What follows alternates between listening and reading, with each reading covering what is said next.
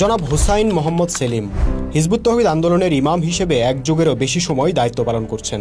তার প্রত্যেকটা বক্তব্যে তিনি ইসলামের সুমহান আদর্শের বাণী তুলে ধরেন, তৌহিদের উপর মুসলিম উম্মাহকে ঐক্যবদ্ধ হবার আহ্বান জানান। কিন্তু তারপরও একটি উগ্রবাদী গোষ্ঠী কেন সর্বদা তার বিরুদ্ধে লেগে থাকে? কেন এক শ্রেণীর ওয়াজের বক্তা তাকে প্রতিপক্ষ মনে করে? কেন ধর্মভিত্তিক রাজনৈতিক দলগুলোর নেতাকর্মীরা তাকে ডিফেম করার জন্য অপচেষ্টা করতে থাকে? বন্ধুরা, এর জবাব পেতে হলে ইমাম হুসাইন মোহাম্মদ সেলিমের লেখা দুইটি বই আপনাকে পড়তে হবে। একটি বইয়ের নাম ধর্ম ব্যবসার ফাঁদে, আরেকটি বইয়ের নাম হিজবুত তৌহিদের প্রস্তাবিত রাষ্ট্র ব্যবস্থা।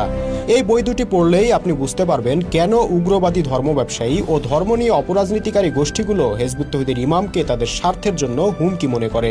বই দুটি সংগ্রহ করতে আজই যোগাযোগ করুন স্ক্রিনে দেয়া এই নম্বরে। আর মোবাইলে ফ্রিতে সফট কপি পড়তে চাইলে এই ভিডিওর ডেসক্রিপশনে দেওয়া লিঙ্কে গিয়ে বইগুলো ফ্রিতে ডাউনলোড করে নিন। আর হ্যাঁ, বইটি পড়ার পর অবশ্যই কিন্তু মতামত জানাতে ভুলবেন না।